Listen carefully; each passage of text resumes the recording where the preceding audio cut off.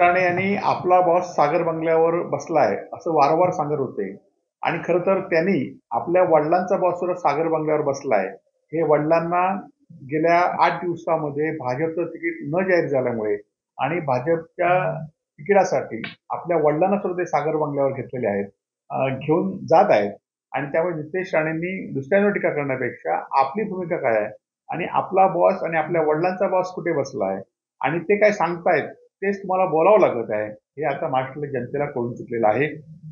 खरं तर याआधी महाराष्ट्राचे माजी मुख्यमंत्री म्हणून नारायण राणेंनी या मतदारसंघामध्ये अनेक वेळा निवडणुका लढवलेल्या आहेत. अनेक वेळा निवडणूक लढवताना सुद्धा त्यांना तिकिटासाठी एवढी कधी वणवण करावी लागली नव्हती. परंतु 2014 मध्ये त्यांचा पराभव झाल्यानंतर भाजपमध्ये गेल्यानंतर आज भाजपमध्ये त्यांची काय किंमत आहे आणि जनसामान्यांमध्ये त्यांची काय किंमत आहे हे आता दिसून लोकांच्या लक्षात आलेलं आहे. कारण गेले 4 दिवस ते सांगतायत की सिंधुदुर्ग जिल्ह्यामध्ये माझं तिकीट जाहीर झाल्यानंतर रॅली करणार आहेत, स्वागत करणार आहेत. परंतु 4ही दिवसांच्या तारखा लोकांना आता वेगवेगळ्या सांगत आहेत आणि ते तारखा पुढे ढकलत आहेत. यातच खरं तर आमचा विजय आहे.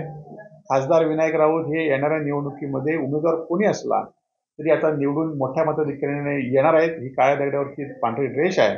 परंतु भाजपने ज्या पद्धतीने नारायण राणेंचं अवमूल्यन केलंय, भाजपने ज्या पद्धतीने महाराष्ट्रातील नेत्यांचं अवमूल्यन केलंय आणि रवींद्र चव्हाण यांनी ज्या पद्धतीने सिंधुदुर्गमध्ये आपलं नेतृत्व प्रस्थापित केलं आणि राणेंना त्यांच्या मागणं कसं फिरावं लागतंय हे आता सिंधुदुर्ग जिल्ह्यातल्या आणि महाराष्ट्र जनतेने दाखवून ठेवलेलं आहे.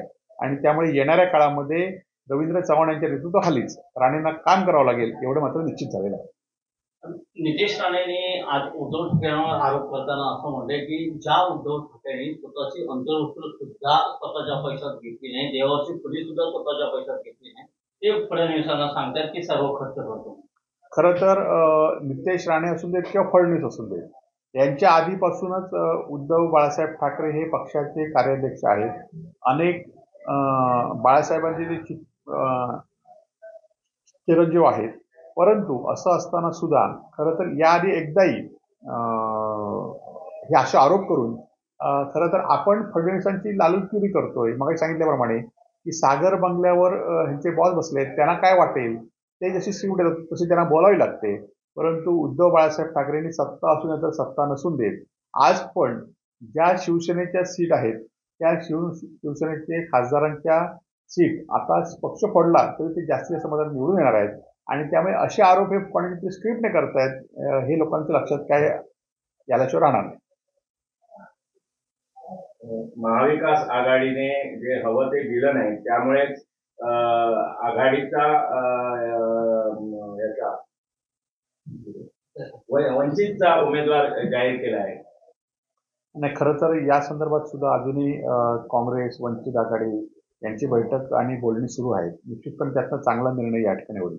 शेवटी सगळ्यांचाच एकच उद्देश आहे की सध्याच्या असलेल्या भाजपच्या झुंडशाहीला पराभूत करणं हा सगळ्यांचा उद्देश एकच असल्यामुळे त्यातनं निश्चित मार्ग निघेल आणि लोक सुद्धा त्यातनं योग्य पद्धतीने मतदान करतील असा आम्हाला विश्वास आहे.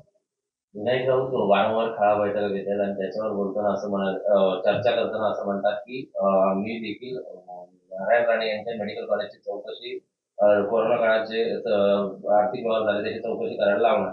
मात्र नितेश राणे असं म्हणाले की खळा बैठक आमच्या मेडिकल कॉलेजमध्येच घ्या आणि लोकांना एकदा काहीतरी स्पष्ट जाहीर करून सांगा.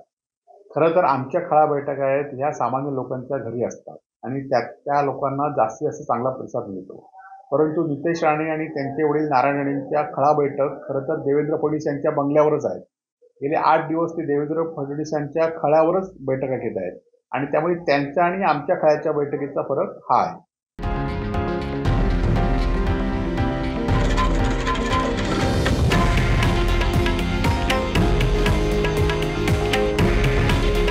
हे आहे देशातील नंबर 1 न्यूज नेटवर्क आणि आपण पाहत आहात TV9 मराठी. काळजी तुमची, हित महाराष्ट्राचं.